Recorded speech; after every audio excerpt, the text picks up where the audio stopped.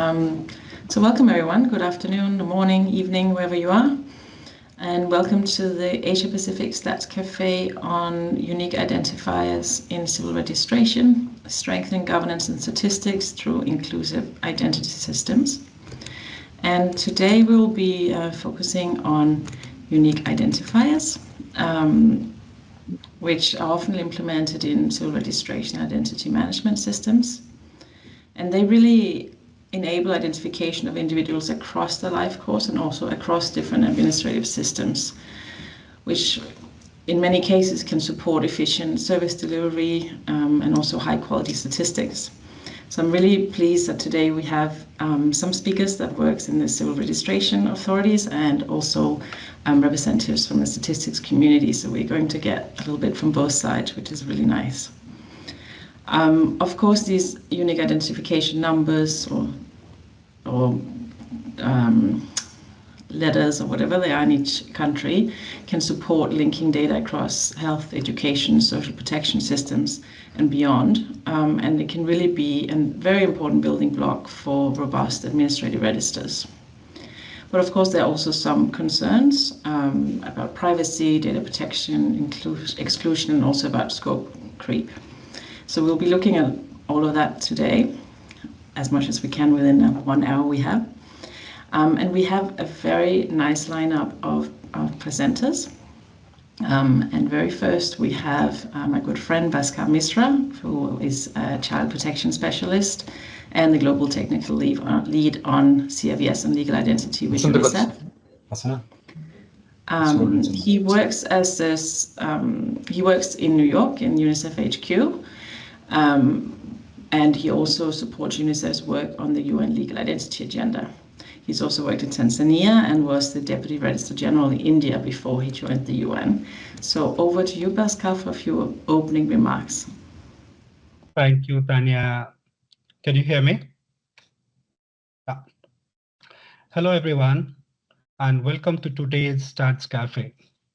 It's a pleasure to be here with all of you to discuss the role of unique identifiers, as Tanya mentioned, as an agent of transformation in CRVS and national ID systems. In simple terms, unique identifiers are just strings of characters that tell systems who is who and ensure that the same individuals can be repeatedly and correctly identified. They have been an essential part of the administrative system since its early days, and CRVS and national ID systems are no exceptions. I'm sure most of you would have observed the shift from a manual indexing system using year and month, followed by 3 to 4 digit running numbers linked to the registration centers, districts, and provinces in birth and death registers, to a system-generated unique registration number, and how the use of an individual identification code number spread to other systems such as population registers, ID systems, and functional registers. As systems transition from localized, fragmented, and paper-based manual architectures to nationwide, scalable, integrated, and digital systems, the discussion centered on how to design unique identifiers, what their key attributes should be, what the associated risks are, and how to manage them.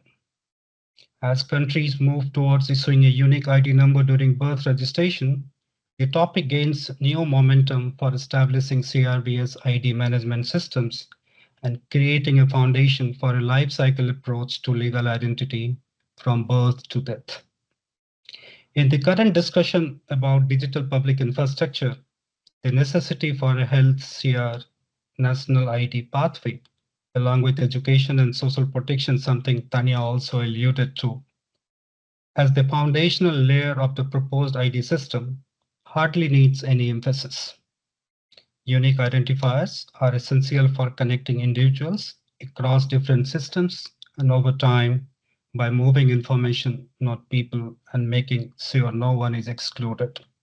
A well-designed unique identifier, which should be consistent, secure, and interoperable, offers a reliable link throughout a person's life, ensuring correct identification, inclusive service delivery, and improved governance. Given the variation in the type and scope of unique identifiers, whether national, sectoral, or facility-based, there is no straitjacket solution or recommendation. As identifiers expand from facility to national level, their utility and impact grow, but so do the complexity, benefits, and risks of managing them. The three country presentations will provide you with a flavor of such variations. Then the debate between random versus structured identifier is crucial and continues. Random identifiers offer stronger protection against unauthorized access, yet only 21 out of 116 countries that the World Bank surveyed have adopted fully random formats. While there are immense benefits in terms of reduced duplication, enabling longitudinal records, and improving targeting and data quality, we must weigh these benefits against potential risks. Regarding privacy and data protection, centralized data systems powered by unique identifiers raise some concerns in terms of re-identification, profiling, and unauthorized access.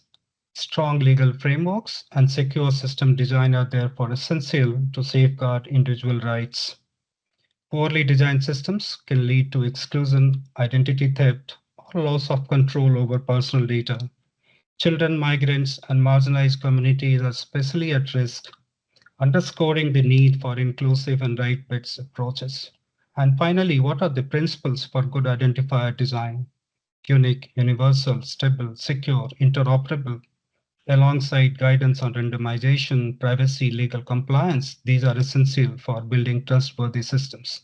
In a few moments, Nicola Richards, who is the main author of this paper, will delve deeper into the findings and recommendations, and I'm sure her presentation will unpack the technical, legal, policy dimensions of unique identifiers and how they can be implemented responsibly. After that, we will hear from country experts who will share their experiences, what worked, what didn't, and what they're learning as they strengthen their identity systems. So, as we dive into today's discussion, let's reflect not only on the technical aspects of identity systems, but also on their human implications. Because behind every identifier is a person with rights, with needs, and with a story. So grab your coffee as you settle in. Thank you, and over to you, Tanya. Thank you so much, Pascal. It was really nice remarks from you. And I'm also happy that you mentioned Nicola, who will be our first real presenter. Nicola is a consultant and also the lead author of this paper on the role of unique identifiers in CIVS and national identification systems. And if you haven't already looked at this paper, we've shared the link in the chat, and I'm very pleased that it's online, and I hope it'll be a great resource for everyone. Nicola is definitely a great resource for everyone. She has worked on CIVS for many years, many different capacities, including the University of Melbourne. She's worked with us at ESCAP, with UNICEF, WHO, and probably others I don't even know about. She generally works within the kind of international public health and development space, but have had a lot of focus on improving development outcomes through strong administrative data systems, in particular on CIVS. And right now, I know she's involved in a million things, but amongst those also, we are organizing a CIVS research forum next year together with our African colleagues. And we also have the CIVS applied research training. And Nicola is also the pen holder on the updates to the CIVS improvement framework. So she's a very busy lady. So over to you, Nicola, and I'll just get your slides up in 1 second. Thank you very much, Tanya. Goodness, what a glowing welcome. Thank you so much. Lovely to see so many people on the call tonight. And yes, we're really excited to have this paper, this product available. It actually began back in maybe 2018, 2019, when Tanya and I were at UNICEF. So I'm talking a little bit about why this paper and why now, but just, I guess, to reflect that this has been in the making for a long time. It had kind of been on everyone's to-do list for a while. So we're really happy to see this one out here. So next slide, please. So a little bit just thinking around, as I mentioned, why this paper and why now? And the idea behind it was, we all understand the critical importance of unique identifiers and their growth in terms of managing admin records, but also, as been mentioned, their utility in terms of statistical linkage. We can see that there's lots of different types, of unique identifiers, and we'll delve into that a little bit more. And then also the benefits, increasingly the benefits of individuals being able to identify themselves in terms of recipients of government services and needs. Next slide, please. But we also recognise the fact that identifiers come with certain risks. Bhaskar mentioned this a little bit as well. There are these issues around things like the level of implementation, so national, the benefits that it brings, but of course the increasing risks with that, things around security and scope creep and all of these different aspects that we need to think about, and also around the risks for people in vulnerable situations and those at risk of marginalisation. Next slide. And so that was kind of why we did this paper. So we really wanted to understand, how are different countries approaching unique identifiers? How are they being used? What are the common practices, emerging practices? Are there any international recommendations? When we started this work, what we found was, while there is a lot of kind of anecdotal evidence around it and a lot of countries that are doing it, there's very little in terms of kind of concrete recommendations around it. So we really wanted to try and get a little bit of a better understanding of these sorts of things, understanding risks and approaches, and then applying that to civil registration systems in particular, but also just ID systems more broadly. And that brings us to today. So the work that we did a lot of literature review. We spoke to a number of people as well, and as I think Bhaskar mentioned, a lot of countries do have some sort of foundational identification system that are producing some form of unique identifiers, and of these, most of them are permanent. They're assigned at birth. About half of the countries, or a little over half, were recording them on the actual birth certificate. Again, this idea of linking, your unique identification with the birth record, so that it goes with the person from birth to death. There's quite a bit of variance around, how many numbers should there be in a unique identifier. It can range from 7 to 20. Most of them were kind of around the 10 to 13 digits. And we found that different regions certainly had more, I guess you could say, experience with it. So Europe and Central Asia, something around about 66% of countries, had some form of unique identifier, followed by South Asia at 38%, and then East Asia and the Pacific around 35%. So there's definitely some kind of global and regional differences there.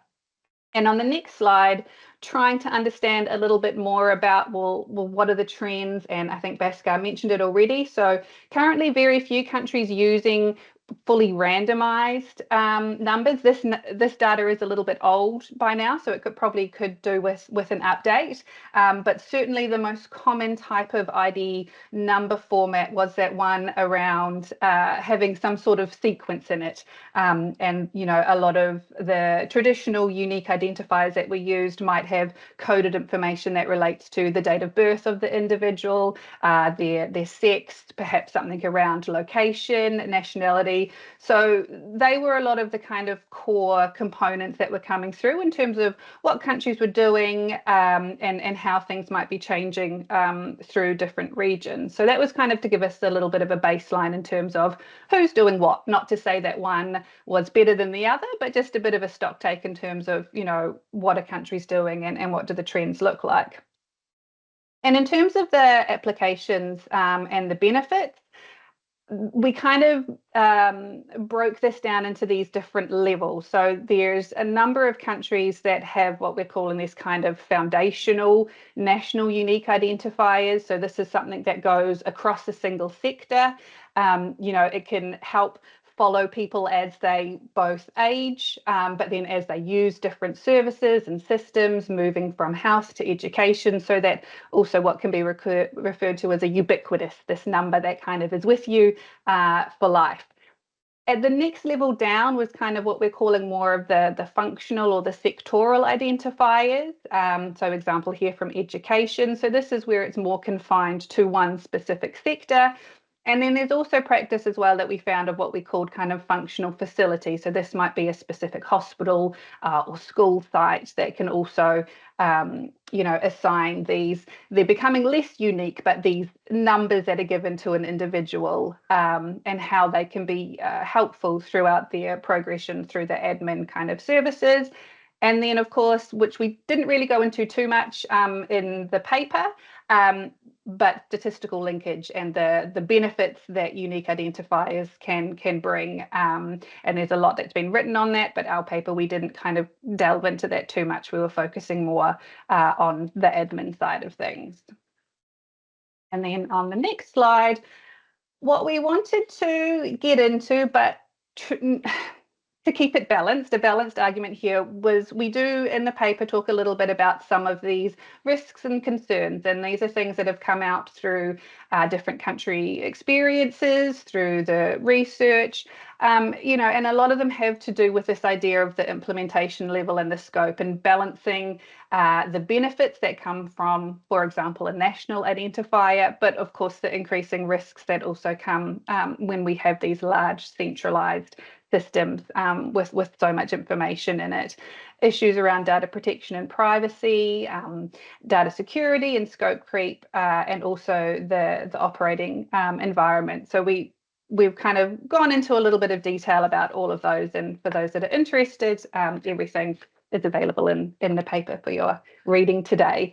And on the next slide, what we wanted to do was to try and I should mention as well, of course, a growing area of concern is around the specific risks for people in vulnerable situations. So the potential that unique identifiers have to exclude either as an intent or as an unintended consequence of these systems, and the exclusion from services that can happen when systems are built on an identifier, and how do you make sure that everyone then has access to that so that they're not losing access to services, but also concerns around identity theft and fraud and privacy violations.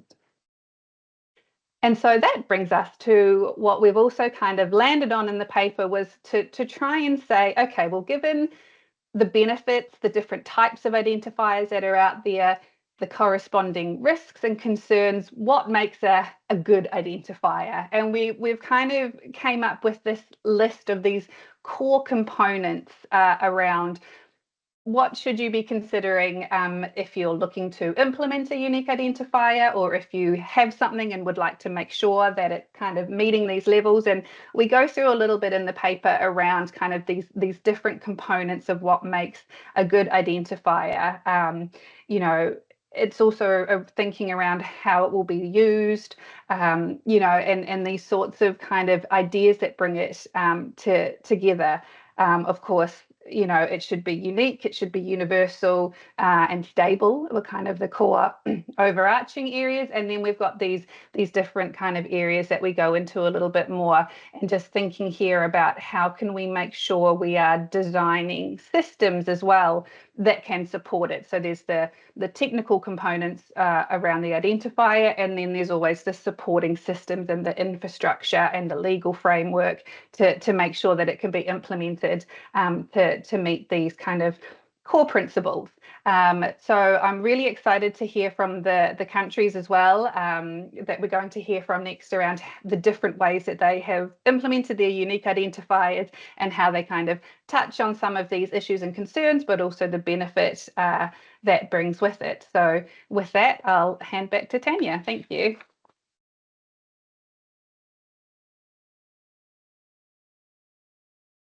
Thank you so much, Nicola. I'm quite impressed with your ability to get a fairly long paper into a 10-minute presentation. I appreciate that a lot. And I'm sure you made a lot of people a lot more interested in actually reading the full paper. So thanks a lot for that. The first presentation we have from Bhutan is from Prima Letho, who is the Chief Civil Registration and Census Officer at the Ministry of Home Affairs in Bhutan. That basically means that he manages the Bhutan civil registration system, and he is also the project lead for the implementation of the second generation national identity card. He's also a really great hiker if you ever make it to Bhutan. But yeah, so he's definitely the perfect person to do this first presentation on, and he's labeled it From Paper to Digital, Bhutan Civil Registration and Identity Management. So over to you, Pima.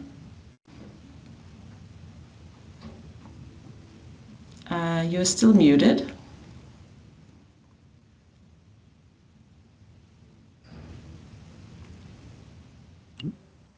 Okay. Now we can see you. Excellent. Thank you, Ms. Tania, and it's a great pleasure to be here today, I think. And having heard the from the first speaker, I think we are, I think, moving on the right track, I suppose. And that's why, like, my topic has been from paper-based to digital civil registration and ID management. If I begin, I think I'll go very brief. If I follow the slides, I think it will take more than, I think, 15 or 20 minutes. So I'll be very brief. So just on apply next year. So like Bhutan, I think, started our development very late. I think everybody knows. So because of a late development process, in a way, we were very lucky because we could adapt to other processes. That's why, like, we are moving in the right direction. So, like, until 1980s, like, we did not have a concept of what you call it, the civil registration in per se. It was basically maintaining just a record of people who were just for the rural tax or for labor contribution. And that's where we started, I mean, like, the first census, not the international one, just count of people. I mean, like the Bhutanese people living inside the country. That was started in 1980s, I think. And from there on, like, it was basically done on a paper base, like they maintain a register, keeping all the household in one, and that's why, like, they used to maintain in a family as a family register, and combined they made a family diary. So for a particular village or a block, they maintain a register. So starting from 1984, I think that's where we started first issuing the identity document, the first citizenship identity card. And that was purely based on the paper base. And that's where we could find many duplication, like because of the manual issuance of the ID number. It was like, I think in the beginning, it was a 7-digit. And at that time, I did not join my service. I was in the high school, so we could get our first ID in a paper base. It was a completely booklet. And my ID number, same ID number was carried by another person. So when we joined the service, and it was lucky that I was put in a Ministry of Home Affairs, and that too under the, and at that time it was not the Department of Civil Registration, it was called the Department of Registration. So there, our head of the department, he initiated that we should first computerize all the paper-based documents. And in 2002, we computerized all the paper-based records into a simple access database. And in that, we came across, I mean, some of our senior officials, they went to Thailand to visit the registration system in Thailand. And from there, we copied actually the civil registration system. And from there on, like, we started, we developed the Bhutan civil registration system. Looking at the experiences of the Thailand, that's where we started, I mean, like the civil registration system and the ID. Our uniqueness was like both the civil registration and the ID system was merged in one system, which we call it the Bhutan civil registration system. So it has a two model, which I'll show in the later part how our Bhutan civil registration system works. So it is like for the last 2 decades, we have come up in a good, we have made a good progress. So listening to what Ms. Nicola said, I think we are moving in a right direction. So we have a good civilization with the ID, and the ID, like when we developed the Bhutan civilization system, at the time when, as I said before, the ID number was just a 7-digit. So there was no ID for the younger lost. The ID number was given only when the people reached the age for availing the identity card that was issued when they reached 15 years of age. So below 15, there was no ID number at that time. But when we developed the BCRS, and when we like the earlier the data we had computerized, that was we generated ID number in a whole set for the whole population. So it started, I mean, like the ID number was given from the small baby to the older people. So that's where we started first generating the ID number. So if you go to the next slide, sorry, Ms. Tanya, next slide.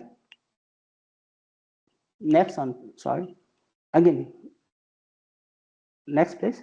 Yeah. So when we started developing the Bhutan civilization system, that's where we started using the 11-digit system generated number. So it's a sequence and a coded number. So the first digit, it would represent whether you are a Bhutanese or a permanent resident. Then the second and the third digit would show the district codes, and fourth and fifth the block codes, and the last 6 serial number is the running serial number. So that is where we have like calculated, like given the population of a block, it will never reach 6-digit even for 100 to 150 years, because our population is very small. That's why the 11-digit number came up for us. So the 11-digit number, as rightly pointed by Ms. Nicola, ours is like the moment a child gets registered in the civil registration, the 11-digit number is allotted, and that number will remain with that person until he dies. So it's a one-time number. Even if a person moves from one civil registry to another, I mean, like from one district to another, the number will remain same only. So that number will be like remaining lifelong until a person dies, or until a person ceases his citizenship, or even if a permanent resident leaves the country, or like a permanent resident gets a citizenship, his number will be changed only. So that's where the number changes. Otherwise, it will remain with the person for a lifelong. Now, if you go to next slide, I think I will. So I'm skipping most of my slides because I think because of the limited time.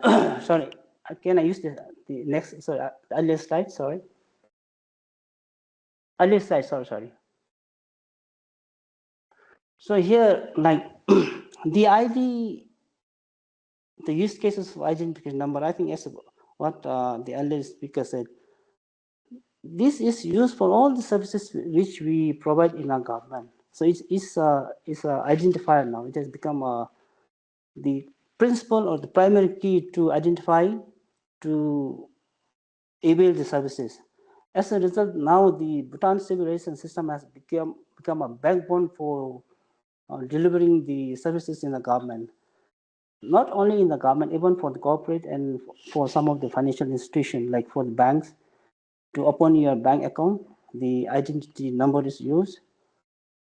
And likewise, if I say a few examples, like for the passports, to get a passport and to establish the credential of that individual, the identity number which is used in the visa is. Likewise, all the government systems, they use the identity number which is issued from our system. So that's why what we, fortunate to say is that the Bhutan civilization system and the identification system is in a one set, which can be used to enable all the services in our country. So that's why I feel that our approach has been going in the right direction, except having listened to what Ms. Nicole said, the randomization is not what we have done. We have done a sequential, but I think it's giving our country context. I think it is working so far. Maybe when we go for next, then I think we might have to look for the another option. But having said that, our country has come up again like the national digital identity concept, where for that also like the foundational identity is issued by us. So for the national identity, the national digital identity, again the core principle lies on the Bhutan civilization system, where the the the digital ID foundational ID is based on our identification. So that's why like we are like coming up in a very what to call it very good progression. And for coming up with all the system, we have maintained all the principles, which I think I have shared this during my presentation on last July. So I think I have got, so because of this one, I don't know, today my presentation is not coming out quite clearly, but having gone through this one, I think you might have at least come across some of the success our country is making through. So which I would say that the main attribute for our successful is because of the strong political commitment, and we have a good collaboration among the government agencies. Like Ms. Tanya might be is very much aware. Like for us, the National Statistics Bureau, the Ministry of Health, and the Ministry of Home Affairs, we work closely to bring our civilization system, in a better way. Plus, because of our identification approach we have developed, it has been working so. It's working very much. How I can say it, it's working very much what we think so. So that's what. Thank you so much, Prema. And I very much agree. It's very obvious when you work with the Bhutanese colleagues that they work really closely together, and it's very committed individuals as well, which is really nice to see. I think this was quite inspiring for those of you who are still looking to maybe digitalize your own systems. I think the journey of Bhutan is quite impressive and interesting for everyone else. Thank you so much, Prema. I really appreciate it. Sorry, very nice to see you as well. I could not present it properly. Sorry. Anyway, it was fantastic. It was very good and very good overview of also the history behind it, which I think we'll also get a little bit from Denmark later. But before we go to Denmark, we have a fantastic presenter from Malaysia, Mr. Mohammed Sayud Hushari, who is the Deputy Director of the National Registration Department. He currently works in the Identity Card Division in the National Registration Department. And he actually has worked his entire career in the government of Malaysia for many years, and he's worked across different government agencies, including the Immigration Department and also the High Commission of Malaysia in London. So he comes with a wealth of experience, and he is going to present to us on the national ID numbers in Malaysia and the role in service provision and the production of statistics. So over to you, Mr. Sayudi. You are also on mute.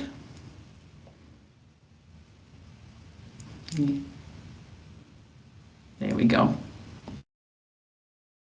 Okay, thank you very much, Ms. Tanja. Firstly, a special thank you to ESCAP for giving an opportunity to me presenting a topic which is, I think, is so relevant and prominent to us.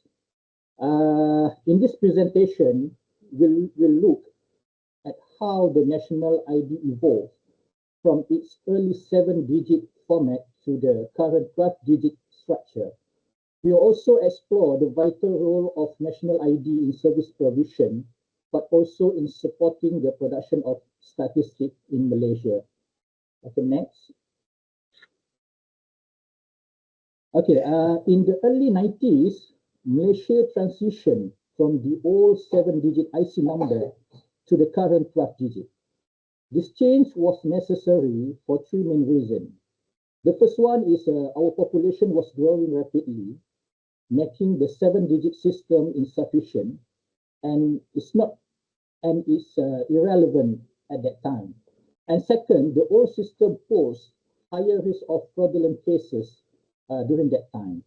And third, we need a unique number for all Malaysians in order to cater the statistic and also the service that can be provided to them. Okay, since then, every newborn in Malaysia has been registered and issue a birth certificate with a unique ID.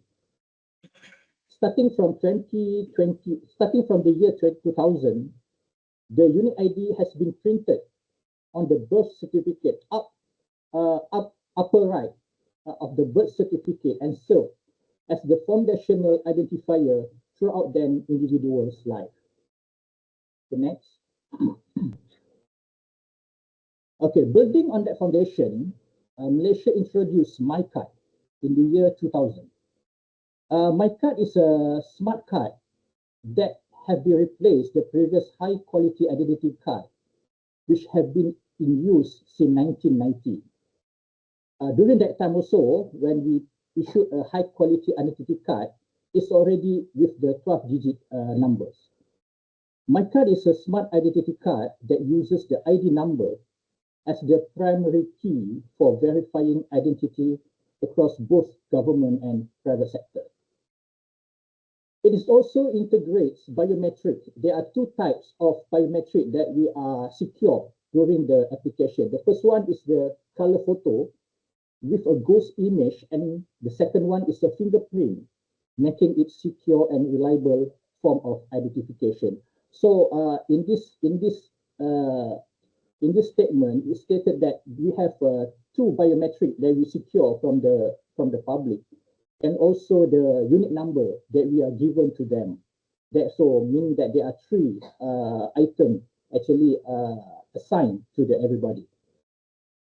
Okay, for MyCard, every Malaysian aged 12 and above is required to have a MyCard.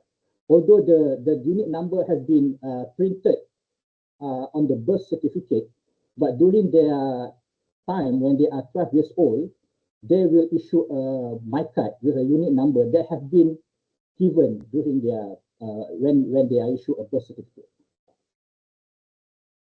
Okay, next. Okay, we look at the 12-digit MyCard number, which is issued under the National Registration Act 1959. And also the 12-digit MyCard number is stipulated specifically under the National Registration Regulation 1990. So it means that this number cannot be changed because if we need to change the number, we need to go to the parliamentary session to change the number. For the moment, the number is already used since 1990 until now. So the number is unique, permanent, and also lifelong. That's the decision that we have the government of nation made during that time. Okay, for example, if we look at on the slide, there are 12-digit numbers in the MyCard. The first 6-digit numbers is written in the format of it's the birth date actually. It's written in the format of year, month, and also day. For example, if the birth date is 1st September 1995, it will be represented as 950901. That is the first 6-digit number from the unit number. And the second one, the second category is indicate the code corresponding to the individual birth state of our country. For example, if the applicant born in Kuala Lumpur, we will give a 14 code to the person. For example, if the person born in Japan, we will give 89 code to that person. So that is the second category of the number. And then the last 4 digits is the number that is randomly given by the system. So this system is generated a unique 4-digit identifier. So it means that the number cannot be same actually to other person. So the number is different to other person. Okay, next. Okay, in terms of unit number, actually it plays a central role in service provision. It is used to verify personal details, prevent fraud and identity theft, and ensure data accuracy. It also support legal compliance with Malaysia regulations.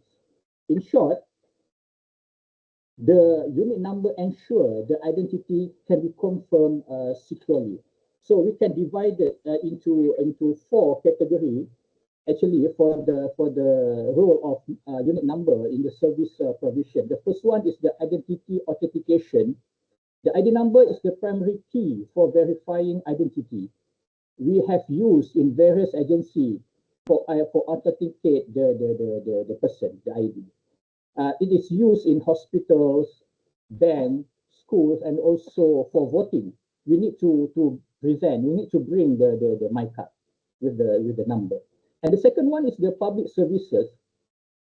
The unit number is prominent for the welfare assistance actually. Cash aid, driving license, school enrollment. We will use the unique ID number to introduce themselves to apply for any assistance to them. And the third one is a digital governance. ID number, my card is the backbone actually for the My Digital ID for certification. Every application or every registration who are using the My Digital ID, we will go to the national registration data for verification or certification. So after that, it will enable e-services and also for tax and also e-filing. And the last one is the financial and also private sector services. The unit number is used by the sector for know your customer compliance. We have, if anything, if you want to get the assistance for loan, actually, you need to bring the my card. And also the ID number will go through to get the personal background of that person and also other things, for example, the addresses, perhaps they have a telephone number, so it will get from the know your customer compliance. And then also it's required for as well, because in Malaysia, if you want to register a SIM card, you need to bring a my card. So that is the what you call that the compliance that we need to comply if the person want to register a SIM card. Okay, next one. Okay,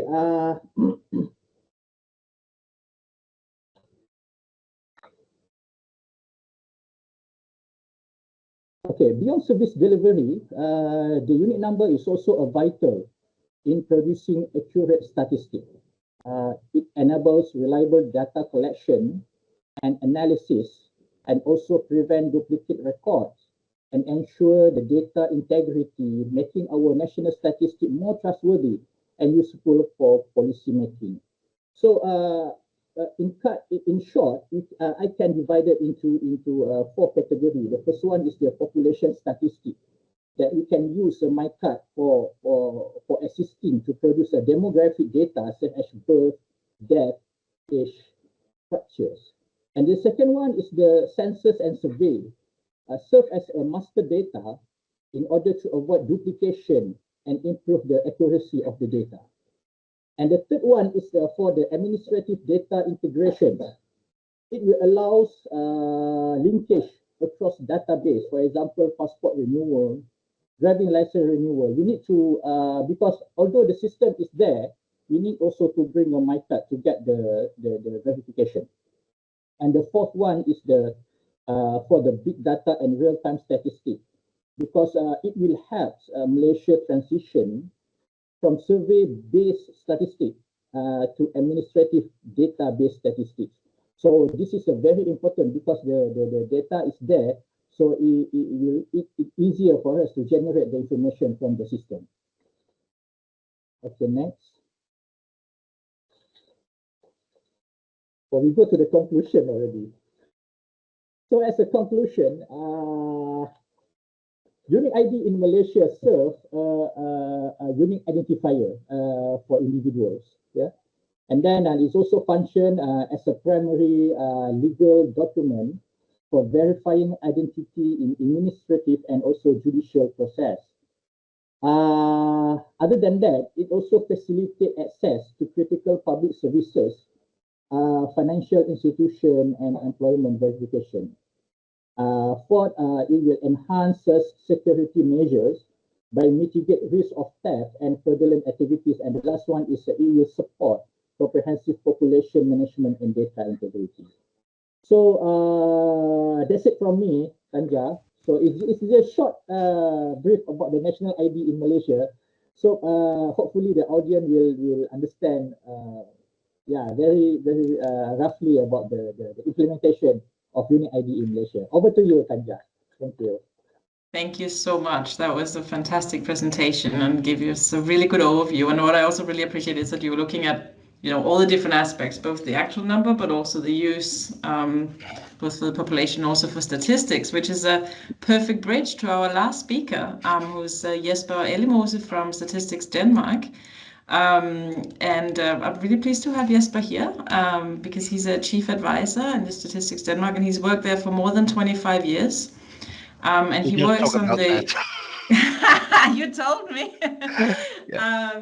And he works on kind of the intersection between IT, dissemination, and statistics. And also, he's a project manager in Statistics Denmark's cooperation project. So he also works with projects outside Denmark. So with a focus on the use of administrative data as a source for official statistics. So I really think this is like the perfect bridge over to you, Jesper. And I'm really looking forward to this because I'm Danish myself and I don't know all of these details. So I really look forward to this presentation. Thank you, Jesper. Okay, thank you, Tanja. I hope everyone can hear me.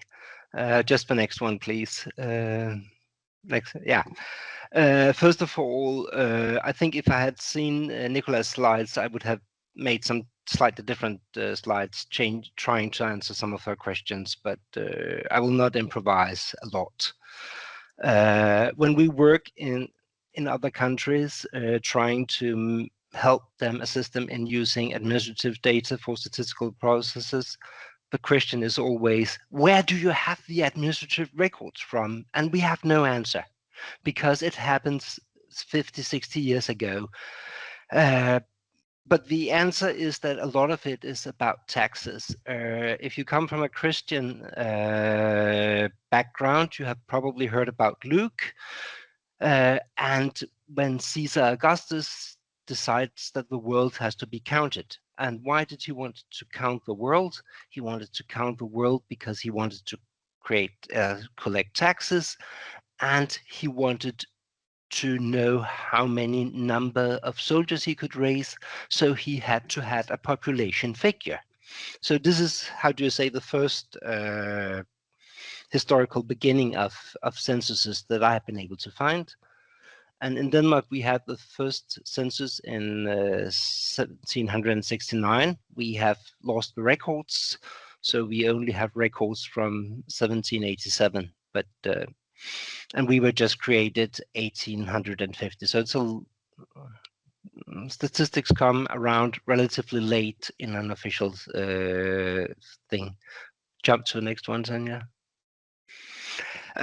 Then when did it comes up in statistics? Well, the Norwegian statistician Stein Norbotten in 1960 said, I think in 1970 there will not be a need to do a census in a traditional way. There could be a unique number that we can count using these modern computers. So that's the first reference to the vision of using an unique ID for statistics that we can find, is Norbotten in 60. Yep. Then in 1966, Statistics Denmark needs a new law because statistics are not working. And the law says that we should use registers for statistical purposes. And that's kind of smart because, next slide, in 1968, we have a law saying that every Danes had to be registered in the CPR, or the Central Personal Register. Why?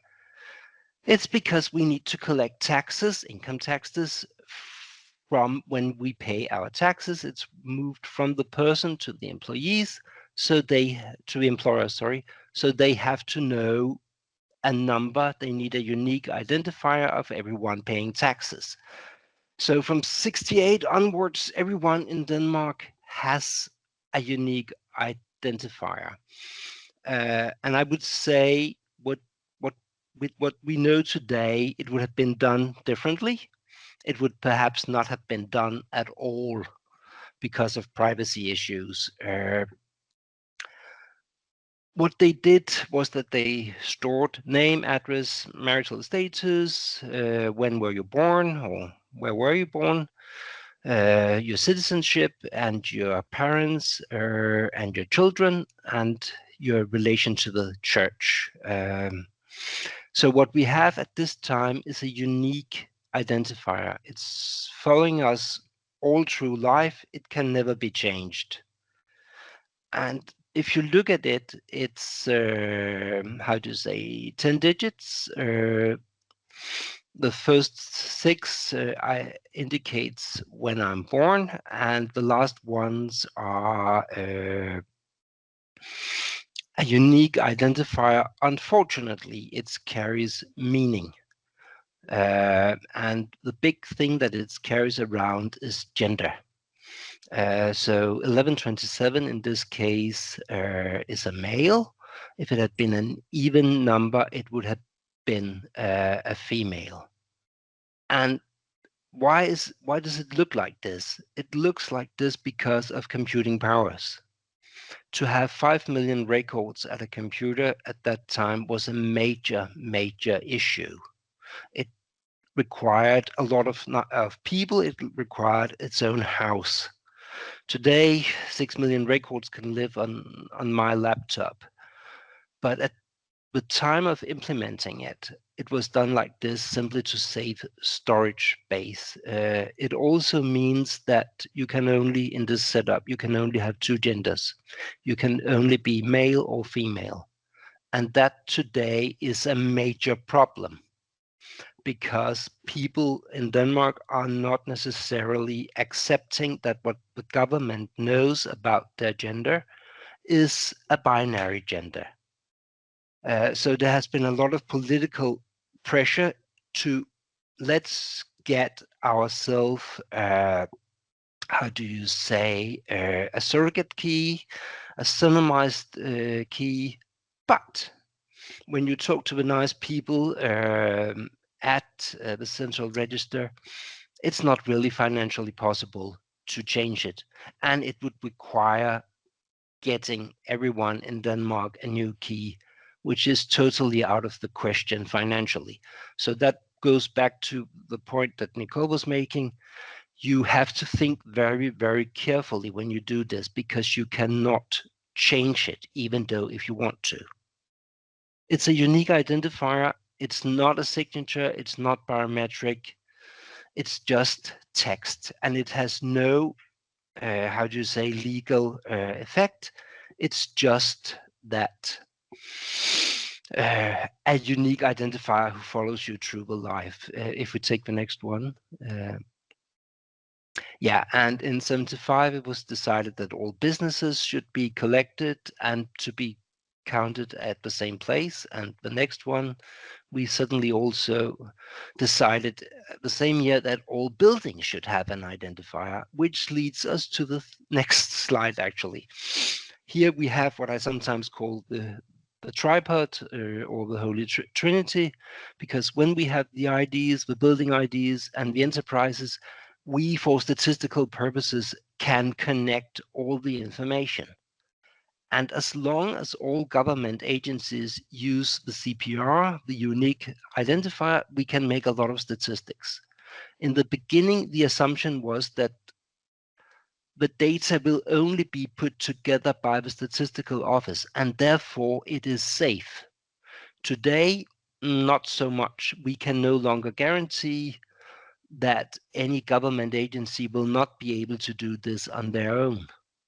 But in the 60s, when this was designed, computing power was so limited that it was safe by design. Today, it will not be, again, because I can have all 6 million records on my computer.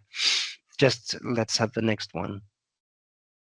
Yeah, and this is how it looks in practice. This is my wife. We are married. So in CPR, we make a family. We gave birth, or my wife gave birth to a daughter. So she's part of our core family. I work at Statistics Denmark, which has an address in the central business register, and it also has a record in the central dwelling register. And this is our funny little house, but this is the triangle that we actually use to make statistics. And then I have one more slide, and then I'm probably done. The point I would like to make is that in Denmark, it's all about trust.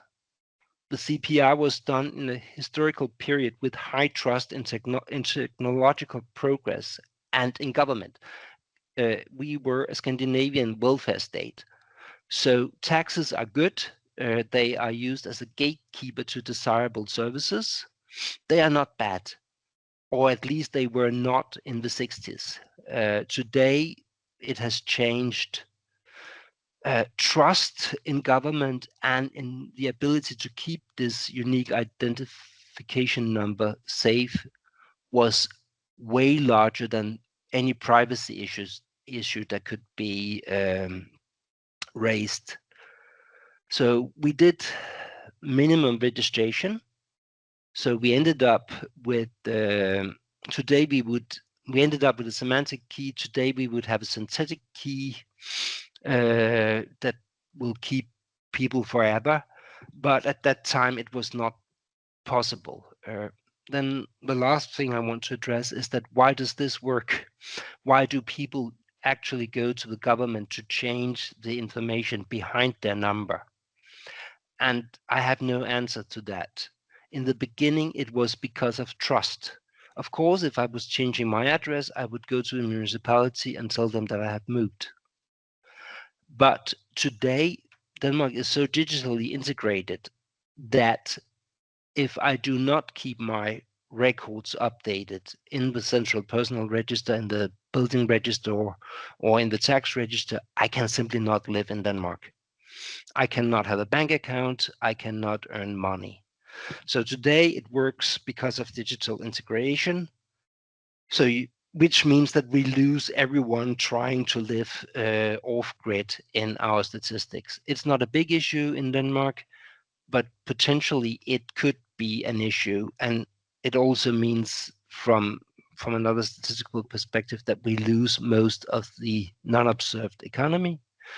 But unfortunately, they are taking, or the government is taking away money and making us use electronic transactions instead, which probably means that we will get all the non-observed economy also in the way.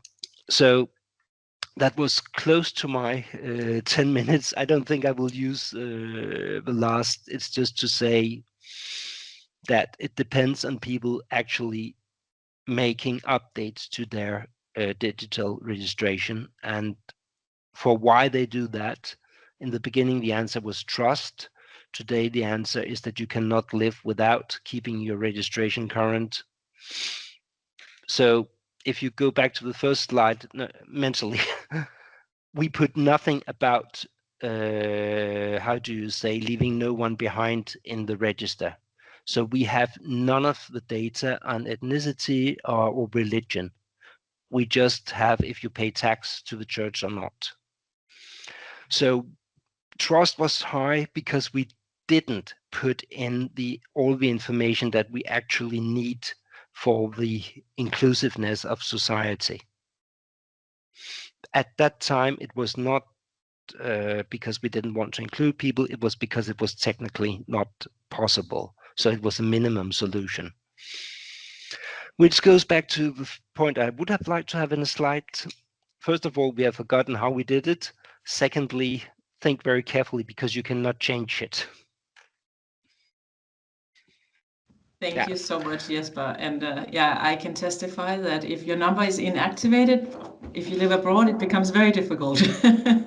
But it's really nice to see also that you're very open about the difficulties, and in particular for populations who might, try and live outside the system, it becomes very difficult, right? So thanks so much for that. I think that was a fantastic presentation as well. Unfortunately, we're running a little bit behind schedule, which means that we won't have time for Q&A, but I have seen some really, really good questions in the chat box. So I would strongly encourage our wonderful speakers to respond to those if you feel you can. They're not easy questions, but if you feel you can respond to those questions, that would probably be very welcome by the people who've asked them. And otherwise, yeah, in the interest of time, I just want to say a huge thanks to all of you. It's really interesting to see how you're kind of in different phases and, and implementing your systems, but a lot of thoughts behind it, and also a lot of thoughts about how this can be adapted for the future as well. I personally thought this was a very, very interesting exchange, and I really, really appreciate everyone's time, and also thanks to everyone who joined today. If you feel this was the most amazing Stats Café ever, and lots of your colleagues or friends should have listened to it as well, the recording will be made available on our website, as will the wonderful presentations from our different presenters. So a huge round of applause for our fantastic speakers. I really, really appreciate your time. Thank you.